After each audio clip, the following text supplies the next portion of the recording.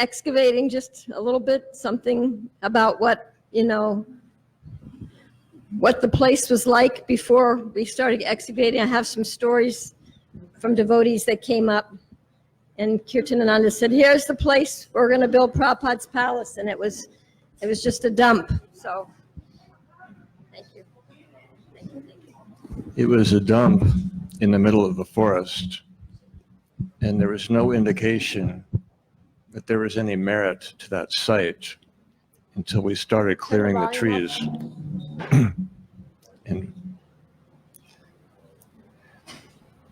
I would like to follow the example that Bimbadar Prabhu set in acknowledging some of the devotees who have not been mentioned for their services.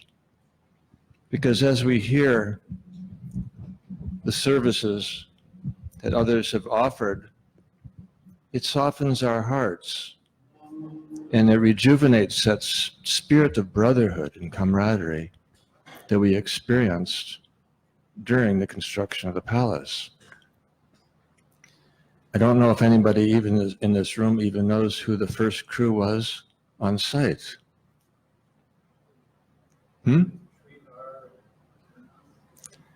No, it was Shaibya and Megapushpa, because Tom and John were still in training.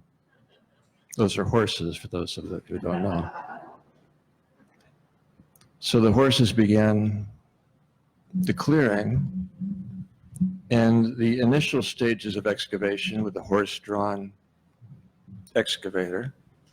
But then when it got serious, we had to hire a local, Bob Black, with his dozer and backhoe. And then Kirtananda Maharaj noticed that the horses and the machines were working very well together. And he asked me, do you have any experience in heavy equipment? And I said, well, a little, but I don't really want to go there. So when it came time to begin hauling marble, when a marble yard was being sold out in Pittsburgh, and we had to haul huge loads of marble, and all we had was an old farm truck. So he asked Paramananda if he could borrow me to drive a truck. He said, anybody could drive a truck. No, what are those tractor trailer? You know, the ones that bend in the middle, because nobody else has experience. So Paramananda donated me for the day, and we began looking for a truck that we could afford, because we didn't have money. We would just exchange services. And one of the neighbors had an old antique tractor trailer out in his pasture. So they sent me to go look at it. And it resembled a Model A Ford, but it didn't have a hood, and it didn't have lights, and it didn't have a muffler. And most of the wooden bed on the trailer was all rotted through. And the tires, you could see the cord through the tires. I said, well, this will work fine as long as we don't meet any police. So Kirtananda Maharaj said, don't worry, Krishna will protect you. So I drafted, because I'd never been into a city before, so I asked Samba to come and help be the navigator. And Radhakanta is a good mechanic, so you have to come along, because we're going to have to be hooking up lights while they're loading the marble, because we'll start out at the crack of dawn and we'll surely be back at night, so we'll be hooking up lights while they're loading, which we did. When we're driving this thing down the road, everybody we passed turned and looked in amazement. They couldn't believe that something like this would be on the highway. And the wheels were all wobbling. And we didn't meet any police. We made it there. And while they're loading the marble, we were down underneath running wire from the battery all the way back to the end of the trailer while we were fabricating taillights. And then we go up to the front and fabricate headlights. And we got all the lights working just in time to leave. But I couldn't hear Samba well, there wasn't a passenger seat, but I couldn't hear him over where a passenger seat would be because the engine was so loud.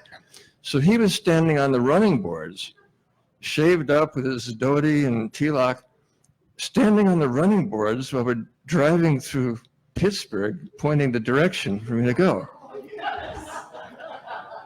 And miraculously, we made it back as far as Elm Grove. And by this time it's dark. And we're wiring together the different lights and they're all coming on. And then we had to come up that hill in Elm Grove with a heavy load of marble.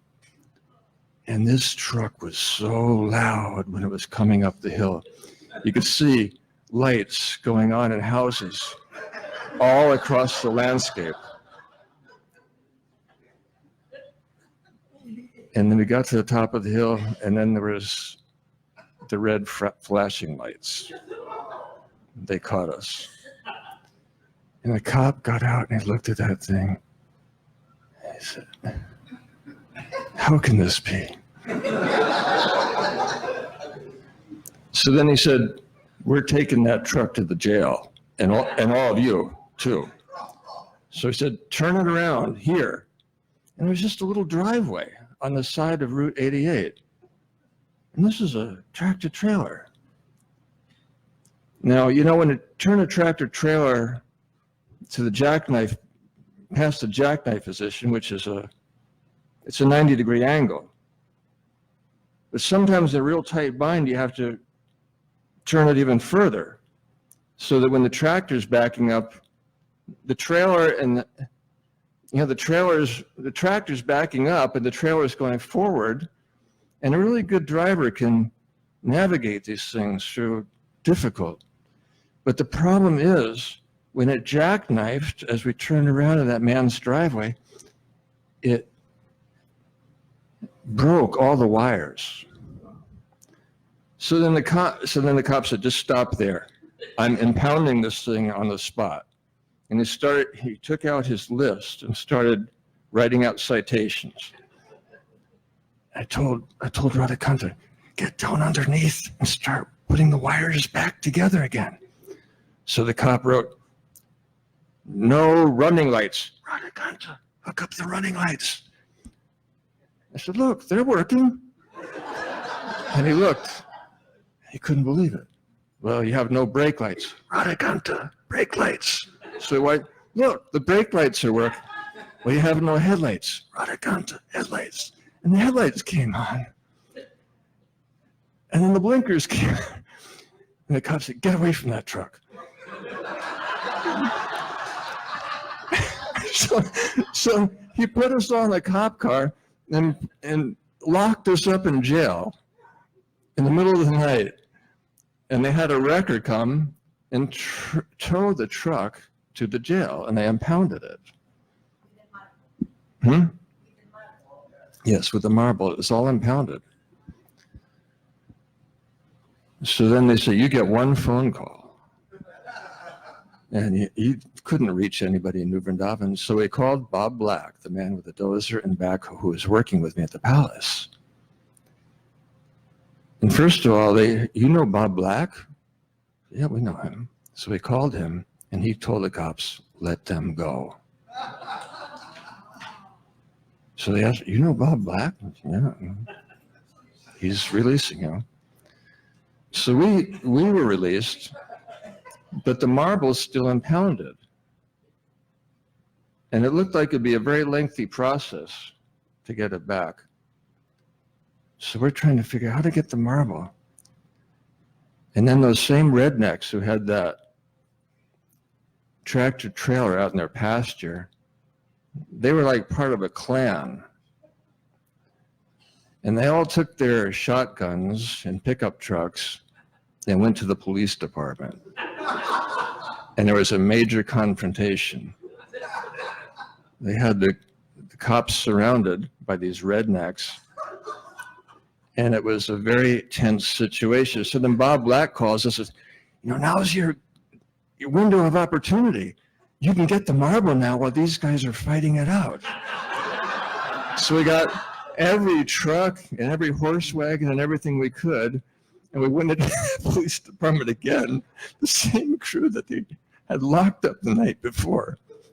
And we transferred the marble to our farm trucks and horse-drawn wagons, 1896 grain wagon, and somehow or other got all the marble back before they even realized it was gone.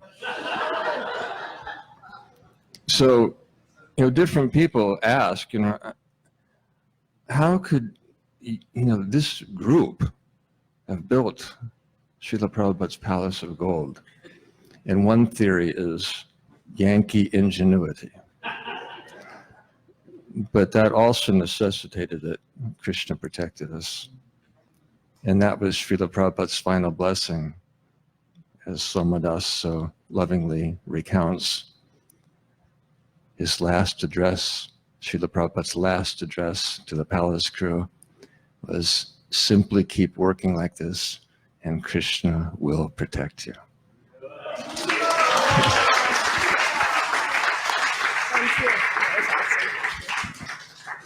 Does anybody know a story about Rishi Kumar?